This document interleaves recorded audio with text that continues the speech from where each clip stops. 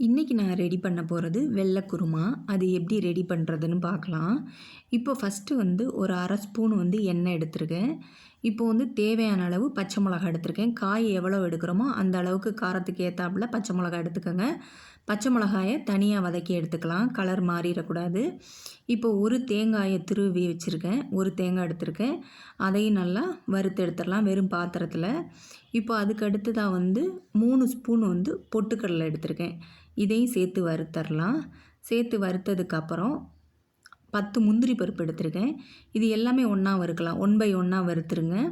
இப்போ அடுத்ததாக கசகசா ஒரு ஸ்பூன் எடுத்திருக்கேன். அதையும் சேர்த்து வறுத்தரலாம். இப்போ வதக்கி வச்சுருந்த மிளகாயும் சேர்த்து இதில் போட்டிருக்கேன். இது நல்லா ஆறுனதுக்கப்புறம் நம்ம அரைச்சி எடுத்துக்கணும். இது கொஞ்சம் ஆறட்டும். இப்போ தாளிக்கிறதுக்கு 3 ஸ்பூன் எண்ணெய் எடுத்திருக்கேன். இப்போ சோம்பு, கிராம்பு, பட்டை, இலை, கல்பாசி, ஒரு அன்னாச்சி பூ, மிளகு, 2 ஏலக்காய் எடுத்திருக்கேன். இதை ஃபுல்லாக தாளிக்கிறதுக்காக நான் எடுத்திருக்கேன். இப்போ அதில் போட்டு அது வெடித்து வந்ததுக்கப்புறம் ஒரு வெங்காயம், பெரிய வெங்காயம் இருக்கு இல்லையா, அதை நறுக்கி வச்சுருக்கேன். அதையும் இதில் சேர்த்துடலாம். சேர்த்து நல்லா வதங்கினதுக்கப்புறம் 5 பூண்டு உரித்து வச்சுருக்கேன். அதையும் இதில் சேர்த்துருக்கேன். இதுக்கு தேவையான அளவு கருவேப்பிலை போட்டிருக்கேன். போட்டுட்டு இதெல்லாம் நல்லா வதங்கி வரட்டும். வதங்கி வந்ததுக்கப்புறம் இதுக்கு தேவையான அளவு நான் உப்பு சேர்க்க போகிறேன். உப்பு இப்போ கொஞ்சம் சேர்த்துக்கோங்க. அப்புறம் லாஸ்ட்டாக எவ்வளோ வேணுமோ அந்த அளவு பார்த்துக்கலாம்.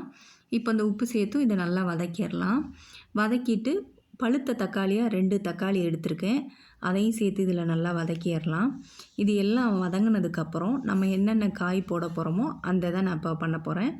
ஒரு 4 கேரட் எடுத்திருக்கேன். இந்த ஷேப்பில் கட் பண்ணியிருக்கேன். இந்த மாதிரி கட் பண்ணிக்கங்க, நறுக்கிக்கங்க. அதை நல்லா வதக்கிட்டு 2 பெரிய உருளைக்கிழங்கு எடுத்திருக்கேன். தோல் சீவிட்டு போட்டிருக்கேன். அதையும் நல்லா வதக்கிடுங்க. ஒரு பவுல் பச்சை பட்டாணி எடுத்திருக்கேன். அதையும் எல்லாமே 1 பை 1 5 நிமிஷம் வதங்கட்டும். அதுக்கப்புறம் ஒரு காலிஃப்ளவர் இருக்கு இல்லையா, அதில் பாதி காலிஃப்ளவர் எடுத்து நல்லா சின்ன சின்னதாக கட் பண்ணிவிட்டு வெந்நீரில் போட்டு எடுத்திருக்கேன். கொதிக்கிற வெந்நீரில் போட்டு எடுத்திருக்கேன். வெந்நீரில் போட்டு எடுத்த காலிஃப்ளவரை நான் இப்போ இதில் சேர்க்க போகிறேன். இப்போ இந்த காய் கணக்கு நமக்கு எவ்வளோ வேணுமோ அந்த அளவு சேர்த்துக்கோங்க. நான் எல்லாமே காய் எல்லாமே ஒரு கேரட் 4 சேர்த்துருக்கேன். உருளைக்கிழங்கு பெரிய உருளைக்கிழங்கா 2 சேர்த்துருக்கேன். காலிஃப்ளவர் அரை காலிஃப்ளவர் சேர்த்துருக்கேன். பச்சை பட்டாணி ஒரு பவுல் சேர்த்துருக்கேன். இப்போ இதுக்கு தேவையான அளவு தண்ணி ஊற்றுறேன். இது லைட்டாக வேகிறதுக்கு மட்டும்தான். கரெக்டாக ஒரு சின்ன செம்பில் ஒரு 1.5 செம்பு ஊற்றிருக்கேன். அந்த காய் மூழ்கிற அளவு இருந்தால் போதும். இதை நல்லா மூடி வச்சுட்டு ஒரு 10 இல்லாட்டி ஒரு 15 நிமிஷம் வேக வச்சுருங்க. வேக வச்சதுக்கப்புறம் நம்ம இந்த வதக்கி வச்சுருந்தோம் இல்லையா, அதெல்லாம் நல்லா நைஸாக மையாக அரைச்சிட்டு வந்துடணும். இப்போ 15 நிமிஷம் ஆயிடுச்சு நமக்கு. இப்போ அதை ஓப்பன் பண்ணி பார்த்துட்டு இதுக்கு நல்லா கிண்டிட்டு நம்ம இப்போ அரைச்சி வச்சுருக்கோம் இல்லையா, அதை இதில் சேர்க்க போகிறோம். இப்போ அரைச்சி வச்சுருந்தது எல்லாத்தையும் இதில் சேர்த்துடலாம். சேர்த்துட்டு அவ்வளவா தண்ணி ஊற்ற மாட்டேன். இந்த பாத்திரத்தில் இருக்கு இல்லையா, அதை மட்டும் கொஞ்சம் கழுவி ஊற்றுவேன், அவ்வளோதான். இப்போ இதை நல்லா நம்ம கிண்டி விட்டுறலாம். கிண்டிட்டு இப்போ இதுக்கு நமக்கு தேவையான அளவு உப்பெல்லாம் இருக்கா என்னென்னு கரெக்டாக இருக்கான்னு பார்த்துக்கோங்க. இல்லைன்னா போட்டுக்கோங்க. இப்போ கரெக்டாக அதை மூடி வச்சுட்டு ஒரு 10 இல்லாட்டி ஒரு 15 நிமிஷம் போதும். அவ்வளோதான், நம்மளோட குருமா ரெடி ஆயிரும். ரெடி ஆயிடுச்சு இப்போ நம்மளோட குருமா. இப்போ நான் என்ன பண்ண போகிறேன்னா, இதை பாத்திரத்தை கீழே இறக்கி வச்சிடணும். நான் இப்போ பண்ண போகிறது எல்லாமே கீழே இறக்கி வச்சதுக்கப்புறம் பண்ணுறேன். அடுப்பை ஆன் பண்ணிவிட்டு பண்ணலை. இப்போ என்ன பண்ண போகிறேன்னா, 1 டம்ளர் காய்ச்சின பால், அது பசும்பாலாகவும் இருக்கட்டும் இல்லாட்டி பேக்கெட் பாலாகவும் இருக்கட்டும், காய்ச்சின பாலை இதில் நான் சேர்க்குறேன்.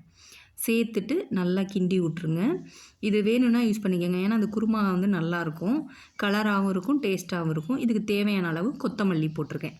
இதையும் நல்லா கிண்டி விட்டுறலாம். கிண்டினதுக்கப்புறம் நம்மளோட குருமா ரெடி ஆயிருச்சு. இது சாதம், சப்பாத்தி, இட்லி, தோசை எல்லாத்துக்குமே நல்லாயிருக்குங்க. இப்போ லாஸ்ட்டாக நம்ம சாப்பிட்றதுக்கு முன்னாடி, பரிமாறுறதுக்கு முன்னாடி என்ன பண்ண போகிறோன்னா, ஒரு அரை எலுமிச்சம்பழம் மட்டும் இதில் புழிஞ்சிட்டு நல்லா கிண்டிட்டு பரிமாறுங்க. சூப்பராக இருக்கும். நான் எலுமிச்சம்பழம் புழிஞ்சதை நான் காட்டலை, நீங்கள் அதை ரெடி பண்ணிக்கோங்க. இந்த மெத்தடு உங்களுக்கு பிடிச்சிருந்ததுன்னா நீங்களும் ட்ரை பண்ணி பாருங்கள். லைக் பண்ணுங்கள், ஷேர் பண்ணுங்கள், சப்ஸ்கிரைப் பண்ணுங்கள்.